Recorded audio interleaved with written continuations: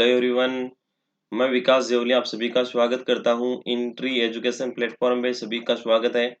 आज की सेशन में हम बहुत इंपॉर्टेंट टॉपिक पे बात करने जा रहे हैं। उससे पहले आपको बता देता हूं, इंट्री यूट्यूब सेशन चैनल पे सीटेट के लिए बहुत ही बेहतरीन क्रैश कोर्स स्टार्ट हो चुका है। इसके अलावा आप इंट्री लर्निंग एप्लीकेशन इंस्टॉल करके भी डिटेल से क्लासेस ले सकते हो। तो आज की इस क्लास में हम बात करने वाले हैं बहुत इंपॉर्टेंट थ्योरी, लॉरेंस कोहलबर्ग का नैतिक विकास का सिद्धांत। Kohlberg theory, Lawrence Kohlberg theory, Lawrence Kohlberg का सिद्धांत पढ़ने वाले हैं, नैतिक विकास का सिद्धांत। तो सबसे पहले यहाँ से क्वेश्चन यही निकल के आता है कि लॉरेंस कोहलबर्ग का सिद्धांत किससे संबंधित है? तो मोरल डेवलपमेंट से संबंधित है, नैतिक विकास से संबंधित है। क्लियर होगी बात? तो नैतिक विकास का सिद्धांत कोहलबर्ग महोदय ने दिया है। इन्होंने इसके 3 स्तर व 6 अवस्थाओं के द्वारा इस सिद्धांत को एक्सप्लेन किया है। कौन कौन से 3 स्तर हैं? तो देखिएगा, पूर्व परंपरागत स्तर, प्री कॉन्वेंशनल स्टेज, तो 6 से 9 वर्ष तक का काल है, यानी 9 वर्ष से पहले की अवस्था। दूसरा होता है परंपरागत स्तर, जो 10 से 13 वर्ष का है, 9 वर्ष के बाद की अवस्था भी इसे कहते हैं। उत्तर परंपरागत स्तर, इसे 14 वर्ष के बाद की अवस्था भी कहते हैं। PCS, CCS and post conventional stage, ठीक है ना। तो पहली है 6 से 9, फिर 10 से 13, फिर 14 वर्ष के बाद की अवस्था। लॉरेंस कोहलबर्ग ने 3 अवस्थाएं में डिवाइड किया है और फिर प्रत्येक अवस्था को दो अवस्थाओं में डिवाइड किया है। तो कुल अवस्थाएं हो गई 6, कुल अवस्थाएं हो गई 6 और लेवल हो गए, स्तर हो गए 3। ठीक है। अब आपको बता देता हूँ, इनको एग्जाम में क्वेश्चन आया आपके सामने यहाँ से, तो ये भी आ सकता है कि जीन लॉरेंस कोहलबर्ग की प्राथमिक स्तर कितने बताए गए। लॉरेंस कोहलबर्ग ने प्राथमिक स्तर कितने बताए अपने सिद्धांत में? प्राथमिक स्तर ये स्तर हो गए, और द्वितीयक स्तर पूछ ले आपसे तो अवस्थाएं ही द्वितीयक स्तर होती हैं, 6 हो गई है। क्लियर होगी बात? अब हम थोड़ी सी इनके बारे में चर्चा कर लेते हैं हल्की सी। ये 6 अवस्थाएं हैं।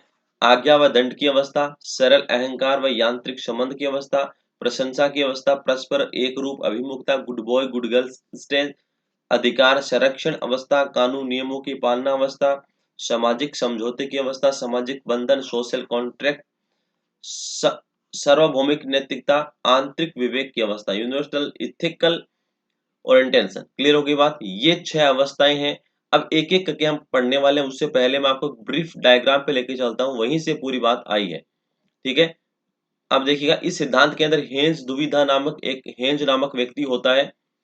एक हेंज नामक व्यक्ति होता है। उस हेंज नामक व्यक्ति के सामने क्या समस्या है? हेंज नामक व्यक्ति के सामने समस्या है कि उनकी माताजी बीमार है। माताजी बीमार है। डॉक्टर ने एक विशेष दवाई बताई है, जो एक विशेष मेडिकल स्टोर पर ही मिलती है, एक विशेष मेडिकल स्टोर पर मिलती है, और ये मेडिकल स्टोर हेंज के दोस्त का ही है। हेंज के दोस्त का ही है। तो क्या प्रॉब्लम? कुछ प्रॉब्लम नहीं है तो, लेकिन दोस्त का घर 150 किलोमीटर वहां से दूर है, और जो मेडिकल स्टोर है वो अभी बंद है, और दोस्त का घर यहाँ से 150 किलोमीटर दूर है। इस स्थिति में हेंज के पास क्या विकल्प है? बहुत सारे विकल्प है। हेंज 150 किलोमीटर जाए और दोस्त को लेके आए, ठीक है, या फिर दुकान का लॉक है वो तोड़ा जाए, ठीक है, और लॉक तोड़ना क्या है? नैतिकता के खिलाफ है। तो बहुत सारे विकल्प हैं, इस कारण से ये दुविधा में आ जाता है। माँ का जीवन बचाना भी जरूरी है, इसे ये हम हेंज दुविधा कहेंगे। इसे हम हेंज दुविधा कहेंगे। ये मॉरल डेवलपमेंट की थ्योरी से जुड़ा हुआ है। ठीक है। अब इसी के आधार पर हेंज के सामने विकल्प क्या होंगे? तो हेंज के सामने विकल्प क्या होंगे, यहीं से पूरी की पूरी अवस्थाएं निकली हैं। इसको समझाने से पहले यहाँ पे हम पूरी थ्योरी को यहाँ पे बता रहा हूँ। इसी डायग्राम के अंदर पूरी की पूरी थ्योरी आ जाएगी।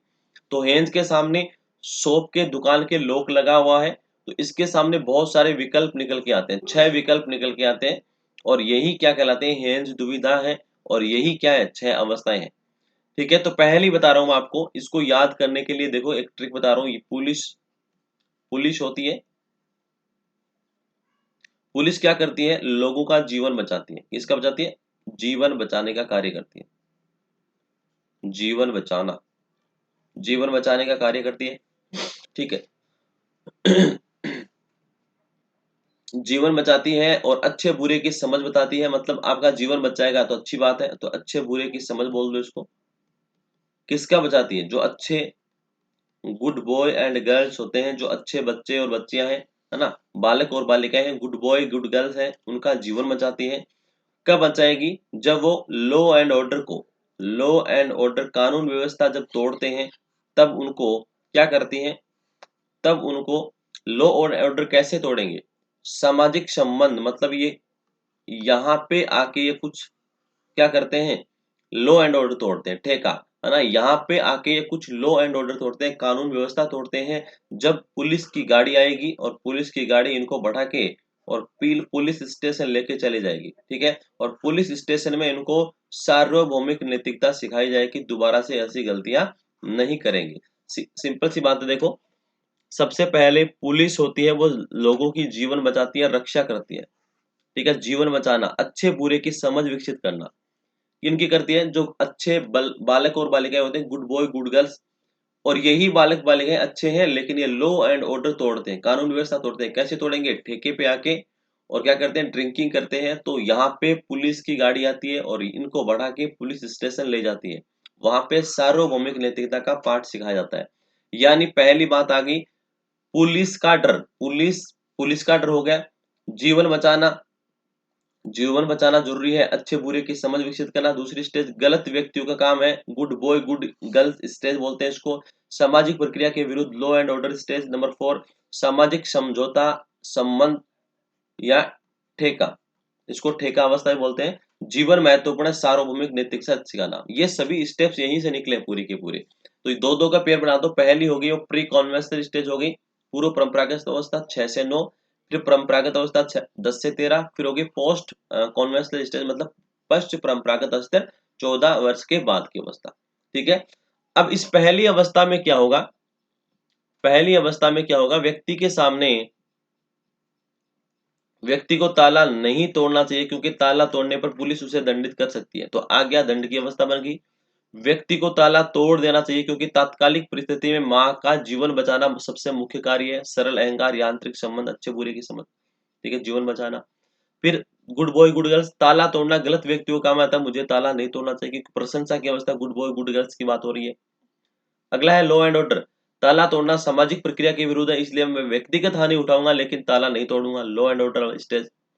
फिर है सामाजिक समझौता ठेका, सामाजिक संबंध, आपसी समझदारी, आपसे समझौता करके हम ताला तोड़कर दवा ले सकते हैं, सोशल कॉन्ट्रैक्ट। किसी भी व्यक्ति का जीवन सर्वाधिक महत्वपूर्ण, इसलिए ताला तोड़ लेना चाहिए, सार्वभौमिक नैतिकता। यहीं से पूरा का पूरा ये आपकी थ्योरी निकली है। क्लियर होगी बात? ये इसकी थ्योरी है। इसकी थ्योरी पे थोड़ी सी बात कर लेता हूं मैं। सभी अवस्थाओं की थ्योरी है वो बता देता हूँ फटाफट से, कुछ नहीं है, कोई खास नहीं है इसमें, पूरी की पूरी वही बात है। पूर्व परंपरागत स्तर 6 से 9, नैतिकता बाह्य कारकों से निर्धारित होती है, यानी पुलिस के डंडे से डर लगता है, इसीलिए वो आज्ञा मान दें। ये उत्तर वाली अवस्था की अवधि है, उसमें नैतिकता बालक अपने परिवारजनों, विद्यालय में नैतिकता से सीखता है। यह नैतिक चिंता का निचला स्तर है, सिर्फ बाहर से मिलने वाली सजा और उपहार का प्रभाव पड़ता है। 2 स्टेजेस में बांटा गया है। आज्ञा व दंड की अवस्था, इस अवस्था में बालक आज्ञा नियमों का पालन दंड की चिंता ही कारण करता है। इसका अर्थ है कि बालक में नियम को तोड़ने के परिणामों की समझ विकसित है, ठीक है? पुलिस के डंडे से डरना। सरल अहंकार, यांत्रिक संबंध की अवस्था, अच्छे बुरे की समझ विकसित हो जाती है। इस अवस्था में बालक आत्म केंद्रित, स्व केंद्रित होता है, जिससे बालक सहायता करता है, उसको अच्छा अन्य को बुरा बताता है। परंपरागत स्तर, कॉन्वेंशनल स्टेज 10 से 13 वर्ष की अवस्था है। इस अवस्था में बच्चे का व्यवहार माता पिता व बड़ों के बनाए नियमों पर आधारित हो जाता है। प्रशंसा की अवस्था, परस्पर एक रूप अभिमुखता, गुड बॉय गुड गर्ल्स। इस अवस्था में स्वयं को अच्छा साबित करने की प्रवृत्ति, जिसके कारण बालक परिवार व विद्यालय के कार्यों में आगे आकर हिस्सा लेता है। सहयोग का सर्वोत्तम गुण, अधिकार संरक्षण, लॉ एंड ऑर्डर, समाज के नियम कानूनों को नहीं तोड़ना चाहिए, स्वयं को हानि हो जाए। उत्तर परंपरागत अवस्था, यहाँ पे बच्चे की स्वयं की नैतिक संहिता बन जाएगी। इस स्तर में व्यक्ति नैतिकता के संबंध में आत्मनिर्भर हो जाता है, स्वयं के नैतिक मूल्यों का निर्धारण हो जाता है। नैतिकता में अमूर्त चिंतन, सार्वभौमिक व्यापकता आ जाती है। 2 अवस्थाएं, सामाजिक समझौता, मतलब समझौता करके हम नियमों में चेंज करके हम कुछ जैसे मान लो उस शॉप का ताला तोड़ सकते हैं, तो फिर दवा ले सकते हैं। सार्वभौमिक नैतिकता, इसमें व्यक्ति अंतरात्मा की आवाज सुनता है कि सही क्या है गलत क्या, जो सही होगा वो कर लेना चाहिए। तार्किकता, सार्वभौमिकता, नैतिक रूप से आत्मनिर्भर हो जाता है कि महत्वपूर्ण है, जीवन बचाता है, इसलिए ताला तोड़ के दवा ले लेनी चाहिए हेंज को। इसे ही हम कहेंगे कोहलबर्ग का नैतिक विकास का सिद्धांत, मॉरल डेवलपमेंट थ्योरीज कहेंगे। कोहलबर्ग ने 10 से 16 वर्ष की अवस्था को नैतिक तरकना कहा है। कोहलबर्ग ने अपने सिद्धांतिक विकास को समझाने के लिए हेंज नामक व्यक्ति की एक समस्या का समझाया, इसलिए इसे हेंज दुविधा भी कहा गया है। ये हेंज दुविधा हमने इस पे बात की थी। ठीक है, तो बेसिक सी बात है, ये जो स्टेजेस है, ये जो इमेज है, ये जो स्लाइड है, इससे आपकी पूरी की पूरी थ्योरी क्लियर हो जाती है। इसको आप अच्छे से देख लेंगे। ठीक है, और ये आपका नैतिक विकास का मॉरल डेवलपमेंट थ्योरी कोहलबर्ग की कंप्लीट होती है। थैंक्स।